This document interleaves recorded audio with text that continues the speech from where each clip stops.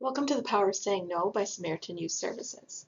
My name is Hannah, and I have been a direct care worker with SYS since December of 2020. In this training, we'll explore the importance of setting healthy boundaries with youth. We'll identify situations where saying no is necessary, develop assertive communication techniques, and learn de-escalation tactics for negative responses.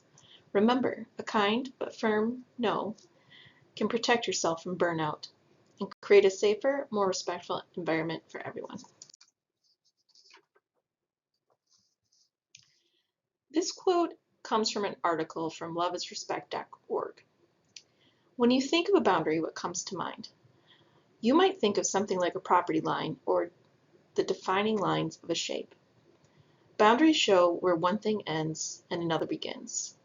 Boundaries in a relationship are kind of like this. They help each person figure out where one person ends and the other begins. In short, boundaries help you define what you are comfortable with and how you would like to be treated by others. If I were asked to sum up the whole rest of the presentation in one slide, this is what I would say. Setting boundaries isn't about being mean or vindictive. It's not about punishing the youth. It's about self-care and fostering a positive environment. By setting clear boundaries, you protect your own well-being, prevent burnout, and ensure you have the energy to effectively support the youth you work with.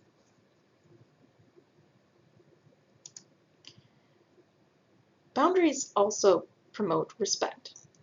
When young people understand what is and isn't acceptable, it helps build trust and fosters a more positive working relationship.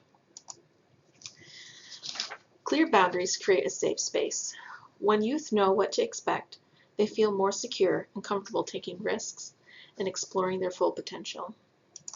Finally, boundaries encourage independence. By setting clear limits, you empower youth to manage their own behavior and take responsibility for their actions.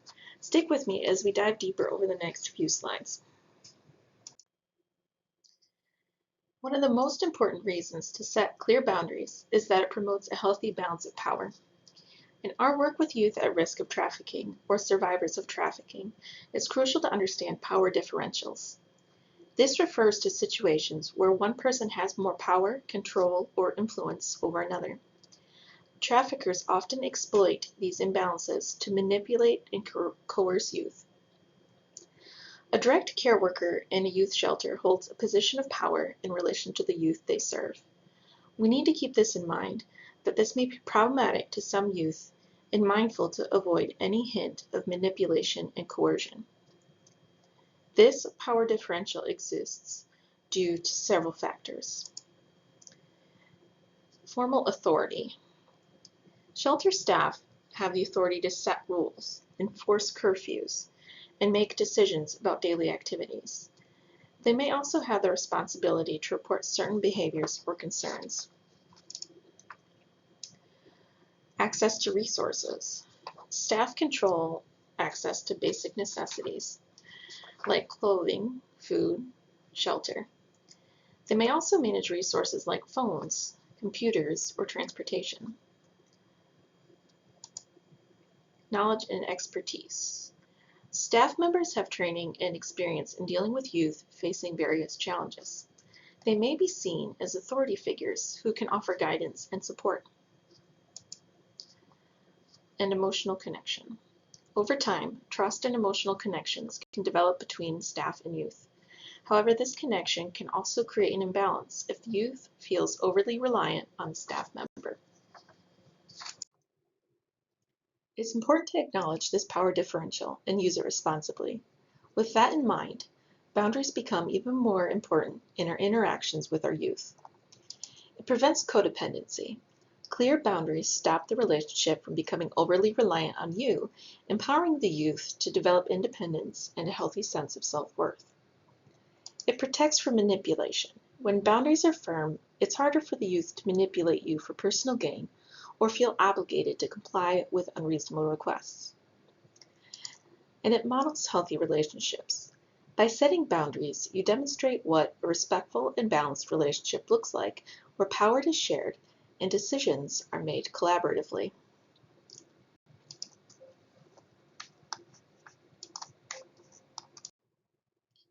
Youth who are at risk of trafficking or have been trafficked in the past may be accustomed to transactional relationships. These are relationships where help and support comes with conditions or expectations. For example, a trafficker might offer money, shelter, or affection in exchange for the youth performing acts of labor or service. Setting healthy boundaries protects them from manipulation and fosters a safe, non-transactional relationship. We may be the first person or people to model safe relationships to some of our youth, which makes setting boundaries even more crucial. In order to offer non-transactional support, focus on empowerment. Your role is to guide and support the youth's own journey toward healing independence, providing them with the tools and resources they need to make their own choices. Offer choices and respect decisions. Empower them to make choices and respect their decisions, even if you disagree, within the boundaries of safety and well-being. And maintain professional boundaries. Avoid blurring the lines between professional support and personal relationships. This ensures trust and prevents the youth from feeling obligated or manipulated. Knowing when to say no is crucial. Here are some key situations. First, it's perfectly acceptable to say no if you're feeling overwhelmed. Your well-being is important, and taking on too much can lead to burnout. Second, if a request goes beyond your scope of practice or expertise, don't be afraid to say no. It's better to refer the youth to someone who can provide the support they need. Third, policy violations are a clear no. Always uphold company policies and refuse requests that could put you or the youth at risk. Finally, your personal time is valuable. It's okay to say no to unreasonable demands on your time outside of work hours. In this slide, we'll explore some key techniques for saying no assertively. Remember, assertive communication is all about expressing yourself clearly and confidently while respecting the other person. Here are some effective methods. I statements. These statements focus on how a situation makes you feel. Instead of accusatory language, I statements help maintain a professional tone. For example, instead of saying, "You are overwhelming me," you could say, "I feel overwhelmed when I have too many tasks at once." Body language. Project confidence and professionalism through your nonverbal cues. Maintain eye contact with the person you're speaking to. Stand tall with an open posture, avoiding crossed arms or fidgeting. Speak with a calm and clear tone of voice. Broken record technique. This technique is useful for persistent requests. Briefly but firmly repeat your refusal without getting into an argument or justifying your decision excessively. For example, "I understand you're disappointed, but I can't take on this additional task right now. Perhaps we can revisit this at a later time." And finally, offer alternatives. Whenever possible, suggest an alternative solution to show you're still willing to help. This demonstrates your commitment while maintaining your boundaries. For example, "I can't stay late today, but I'm happy to point you towards the resources you need to complete this task on your own." By using these techniques, you can communicate your boundaries effectively and navigate situations where saying no is necessary. Remember, you deserve to feel respected and supported in the workplace. Even with the most clear and assertive communication, a negative response is still possible. Here are some tactics to de-escalate the situation. First, practice active listening. Acknowledge the other person's feelings and validate their frustration. This shows you're paying attention and helps build rapport. Second, demonstrate empathy.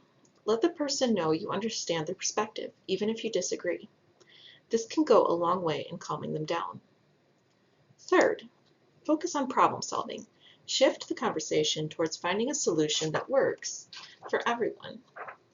This promotes collaboration and reduces conflict. Fourth, if tensions are high, suggest a brief break to cool down.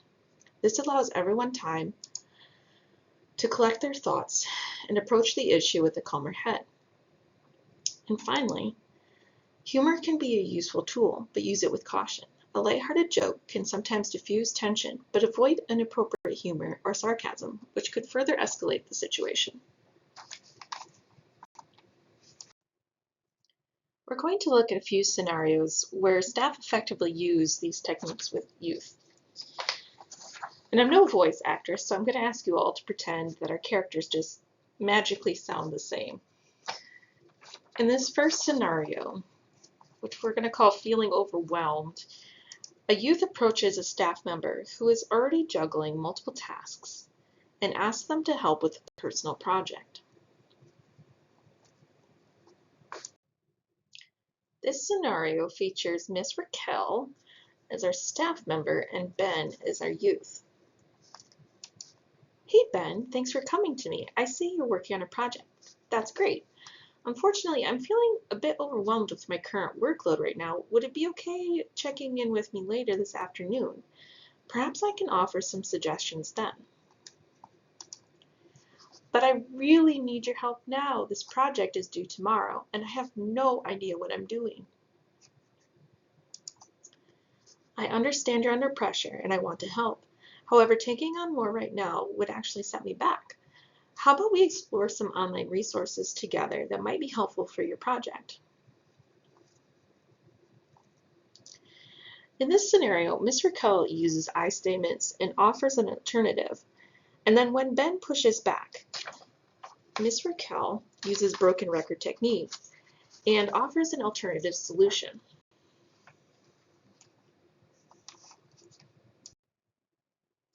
All right, in scenario 2, request violates policy.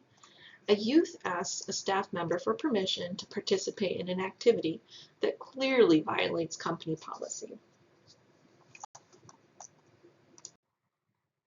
In this scenario, we have Ms. Anna as the staff member and Bella as the youth. I appreciate you coming to me with this idea, Bella. However, participating in certain activities go against our company policy for safety reasons. Safety is our top priority here, and I can't approve this activity. That's not fair. Everyone else gets to do fun stuff, and you're just being a buzzkill. I understand you're disappointed, but the rules apply to everyone. Would you like me to help you brainstorm some alternative activities that are within policy? So in the first section there, Ms. Anna uses a direct and clear statement referencing policy. And then when Bella gets angry and argumentative, Ms. Anna uses empathy and offers a solution to diffuse the situation. Okay, scenario 3, unreasonable time commitment. In this situation, a youth asks a staff member to stay late and help them prepare for a presentation. This staff member has a pre-existing commitment. In this one, we have Mr. Darren as our staff and Alicia as our youth. Thanks for asking, Alicia. I'd love to help you prepare for your presentation. Unfortunately, I have a personal commitment this evening that I can't reschedule. Perhaps we can meet first thing tomorrow morning to go over your presentation? Aw, that stinks. I was really hoping you could help me tonight. I know this isn't ideal, but keeping my commitments is important to me. Is there anything else I can do to support you in the meantime? Mr. Darren uses a calm and firm refusal with an alternative. Alicia is disappointed, but Mr. Darren diffuses this by being empathetic and offers support.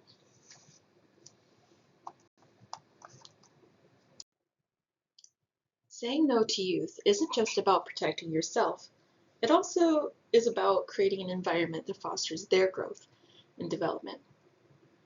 When you set clear boundaries, you teach them self-reliance. By not solving every problem for them, you encourage them to develop their own problem-solving skills and to find solutions independently. You promote responsibility.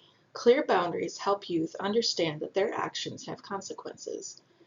Saying no to unreasonable requests reinforces the idea that they are responsible for their own choices. You build trust and respect. Consistent boundaries demonstrate that you care about their well-being and safety. It fosters an environment built on trust and mutual respect. You provide opportunities for growth. Facing limitations can be a valuable learning experience. It helps youth develop resilience and the ability to adapt to challenges. In the long run, setting healthy boundaries can empower youth to become more confident, independent, and responsible individuals.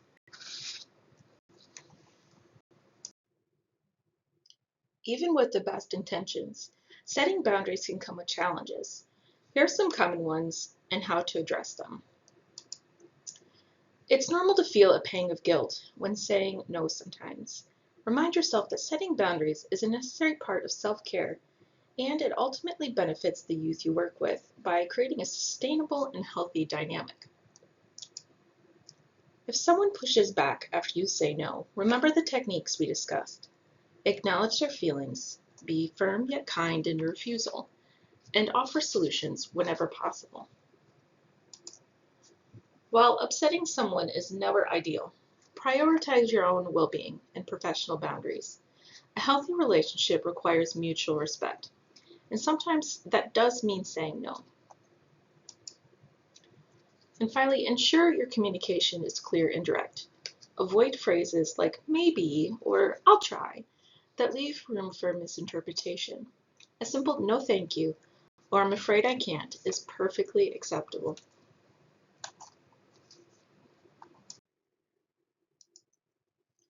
It's not uncommon for youth to approach multiple staff members with the same request, hoping to find someone who will say yes after being denied elsewhere. Maintaining consistent boundaries is crucial in these situations. A unified approach upholds established policies and procedures, ensuring everyone is on the same page. It prevents confusion and mixed messages for the youth, who benefit from knowing what to expect. Inconsistency also protects staff from being manipulated by forum shopping, which is where a youth tries to find a more lenient staff member. And finally, a unified approach promotes a sense of fairness and predictability for all youth, creating a more stable and respectful environment.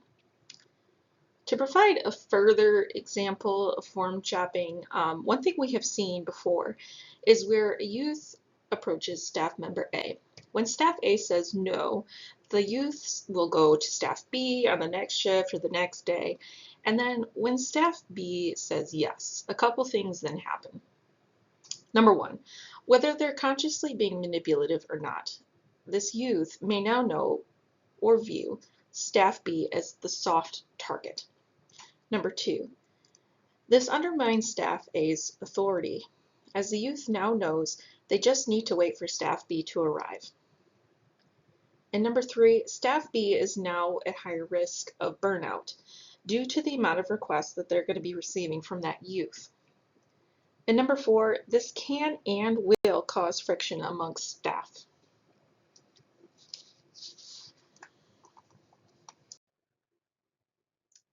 Here are some strategies to maintain consistent boundaries amongst staff.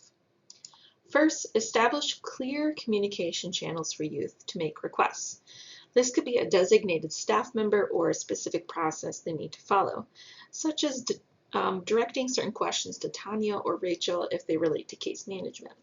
Second, hold regular staff meetings to discuss common requests and ensure everyone is aligned on responses. We typically hold meetings monthly depending on need. Third, maintain a central log or document where staff can track requests and responses. For SYS, we use Notebook to document everything related to our youth. It is vital to review and update notes daily. Finally, encourage open communication amongst staff members. If a youth approaches you about a request, feel free to contact Tanya or your fellow coworkers. We are here for each other and are happy to answer any questions. And often I will simply explain to the youth that I need to consult with my teammates before giving them an answer. Most youth are happy knowing that the request has been heard and that I'm actively working on getting them an answer.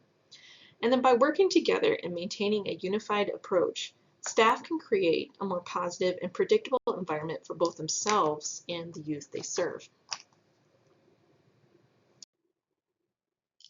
These links are also included in the handout, but what I'd like to note again is that your greatest resource is going to be your teammates on the Samaritan Youth Services team. All of us come to the table with talent and wisdom. Don't be afraid to ask questions and to rely on each other. We've been blessed by a great director and a well-rounded team.